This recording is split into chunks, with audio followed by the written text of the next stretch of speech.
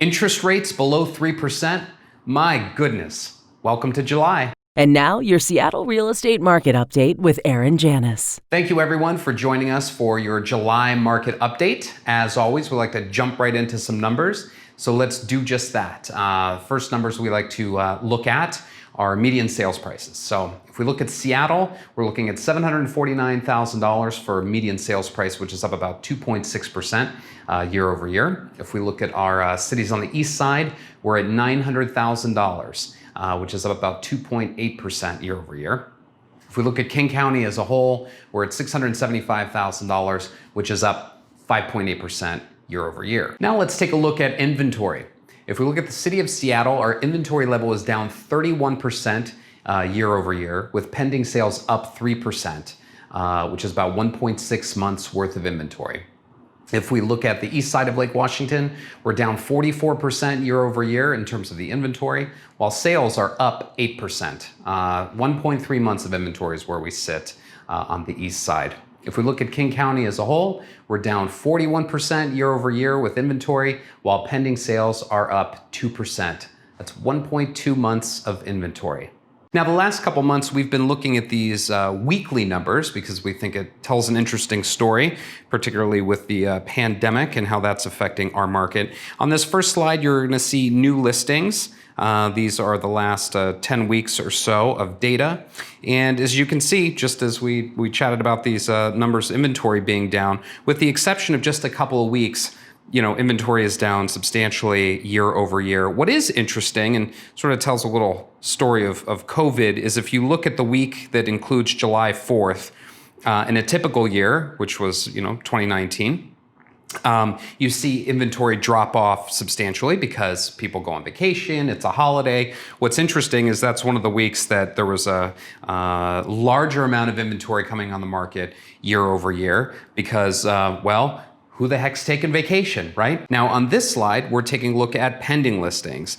And it's very interesting, the last 7 weeks in a row, we have had more pending sales than we had the previous year, or even 2018, which you can't see here, but just trust me, okay?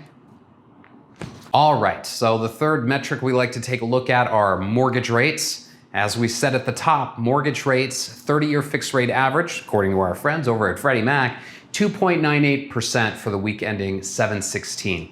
That's down 0.83% from the same time last year when rates were about 3.81%.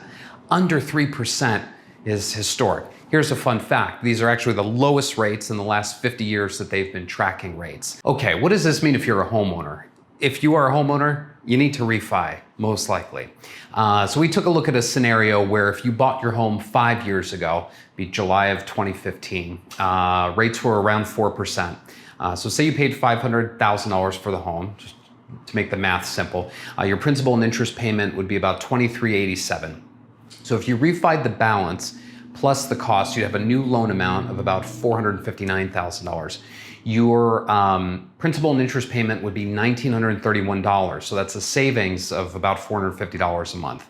Now that would add time to the payback if you were in a 30-year mortgage and now you're refining again for 30 years after 5 years. However, take a look at other options, 20-year, 15-year, even if you're 15-year rates, you could be in the low twos. So it makes sense to talk to somebody about that. There could be lots of money that you could save, and there are lots of options. So if you're a homeowner looking to refi, which I would encourage, give me a call or shoot me an email, and we've got great referral partners that we can set you up with for that.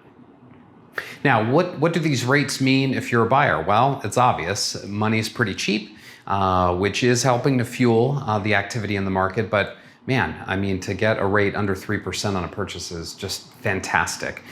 So this is the time. And what does this mean if you're a seller? Well, let's dig into a few more statistics that may be of interest to you. So let's take a look at offer review periods, which is a metric that we like to take a look at to show you how competitive the market is.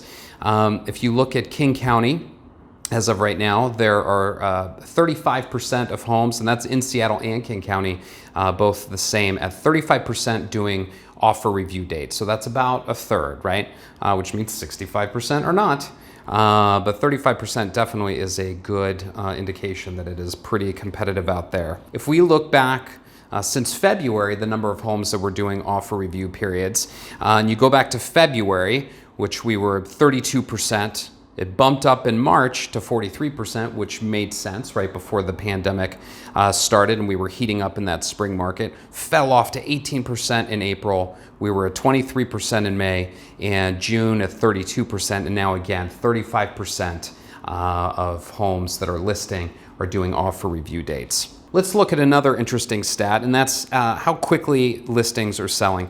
The listings that were listed between the 1st of July and the 16th, there were 926 listings in Seattle. 34% went pending in that time period. And it's a little bit better if you look at King County. 42% of the homes listed those first 2 weeks of July went under contract.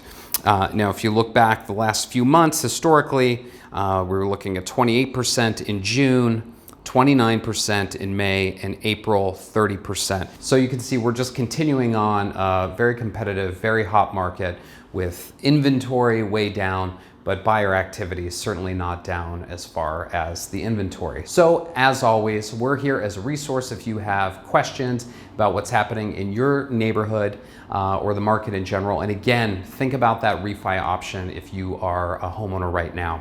Either way, we'd love to hear from you. Leave some comments below, depending on where you're watching this. Follow us, like us, subscribe, and we'll look forward to seeing you next time. Take care. House goals realized. JanusGroup at RE/MAX Integrity. It's a tooth!